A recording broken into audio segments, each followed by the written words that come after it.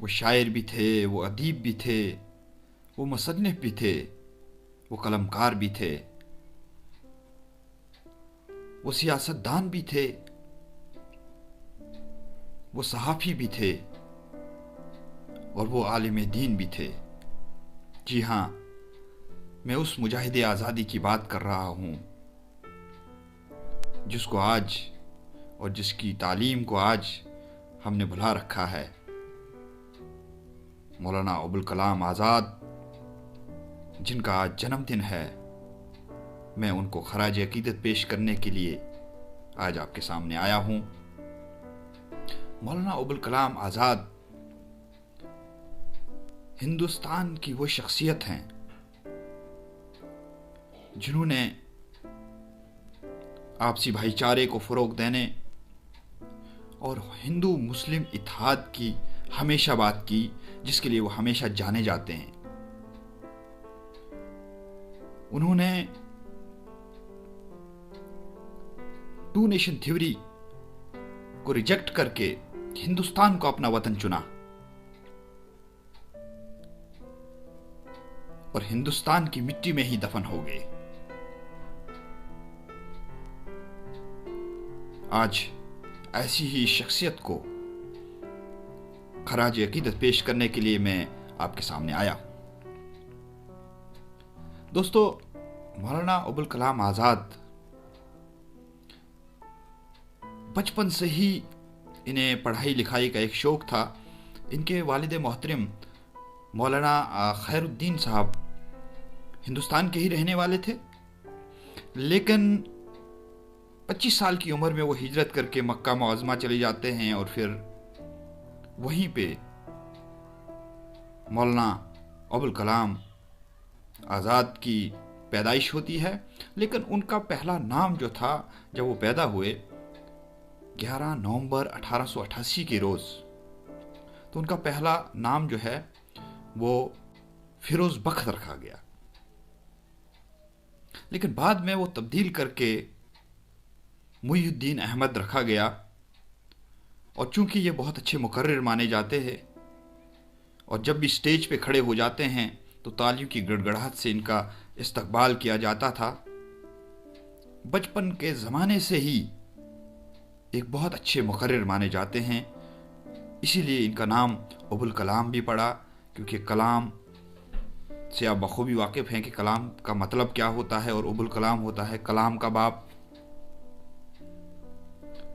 تو بچپن میں یہ نام پڑا، اور جب انقلابی ایک حرارت جو ہے ان کے اندر آئی ہندوستان کی آزادی کے دوران، اور انقلابی کاموں میں انہوں نے جب حصہ لینا شروع کیا، تو ان کے نام کے ساتھ آزاد بھی جڑ گیا، چونکہ وہ آزاد خیال کے تھے۔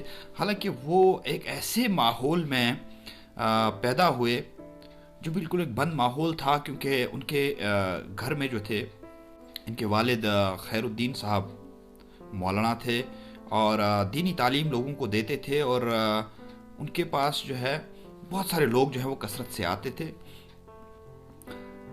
انہوں نے اپنے بیٹے پر بھی باہر جانے پہ بہت سی پابندیاں لگا دی تھی، اور ان کا ملنا جلنا جو ہے باہر بہت کم رہتا تھا، اسی لیے ان کا زیادہ تر وقت جو ہے وہ اپنے گھر میں ہی رہتا تھا، اور گھر سے ہی انہوں نے تعلیم حاصل کی ہے۔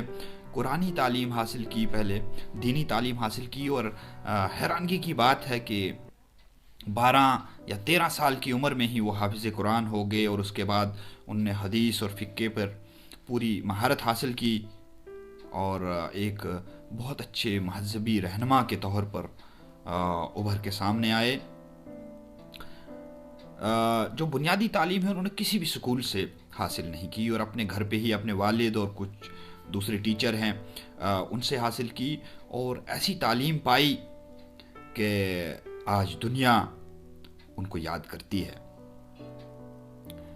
ان کے والد جو ہیں وہ بیمار ہو گئے مکہ معظمہ میں 1890 کے آس پاس، اور پھر ان کو جب کلکتہ واپس لایا گیا، جسے آج کولکتہ بولتے ہیں، ویسٹ بنگال، ان کا علاج وہاں کرایا گیا، اور اس کے بعد جو ہے مولانا ابوالکلام آزاد بھی ہندوستان پہنچے، اور انہوں نے اپنی ایکٹیویٹی جو ہے وہ ہندوستان میں شروع کی.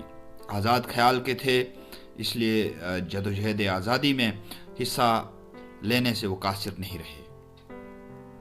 تو انہوں نے شروعاتی دور میں ہی الہلال نام سے ایک اخبار شروع کیا اور انگریزوں کے خلاف لکھنا شروع کیا، اور ہندوستان کی آزادی کی جو ایک چنگاری ہے وہ لوگوں کے اندر جگانے کا کام کیا.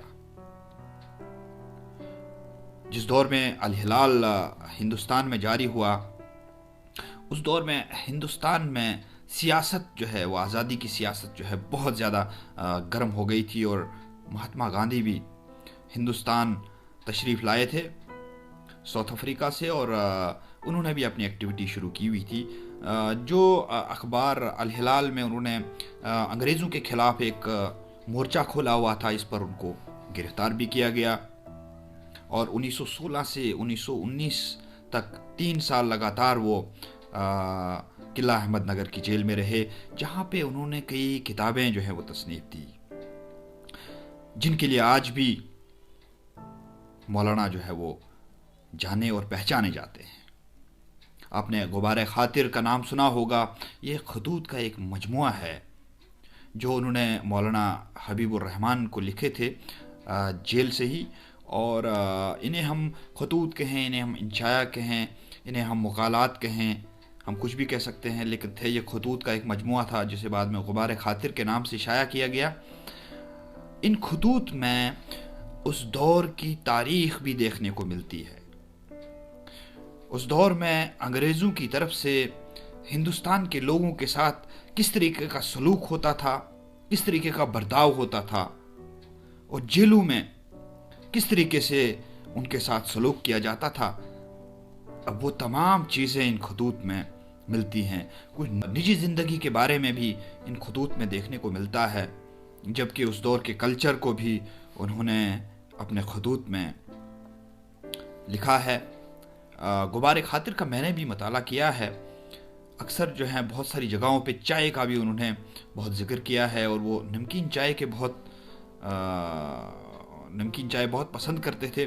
اور جب وہ کشمیر آیا کرتے تھے تو وہ سماوار کی نمکین چائے جو ہے بہت پیتے تھے اور بہت پسند کرتے تھے. اور چائے کا جو ذکر ہے وہ انہوں نے غبار خاطر کے ان خطوط میں بہت جگہ پہ کیا ہے. اس کے علاوہ انہوں نے ترجمان القرآن جو ہے وہ لکھا، قرآن کی تفسیر لکھی، انڈیا ونز فریڈم، اس طریقے کی بڑی کتابیں جو ہیں، اور اس کے علاوہ بھی بہت ساری کتابیں جو ہیں انہوں نے تصنیف دی.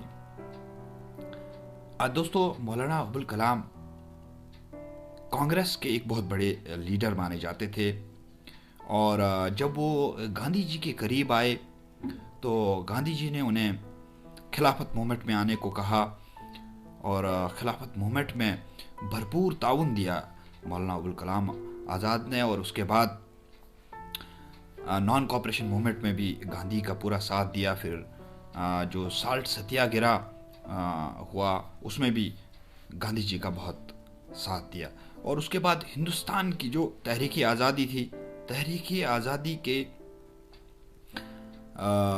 جو جدوجہد ہوئی، اس جدوجہد میں پورا تعاون جو ہے انہوں نے دیا، اور کانگریس کے ایک اہم رکن کے طور پر ابھر کے سامنے آئے. اور اسی لیے انہیں 1941 میں کانگریس کا صدر بھی بنایا گیا، اور 1945 تک وہ کانگریس کے صدر رہے. حالانکہ وہ یہ بات نہیں مان رہے تھے، لیکن انہیں منایا گیا اور انہوں نے صدارت جو ہے وہ قبول کی.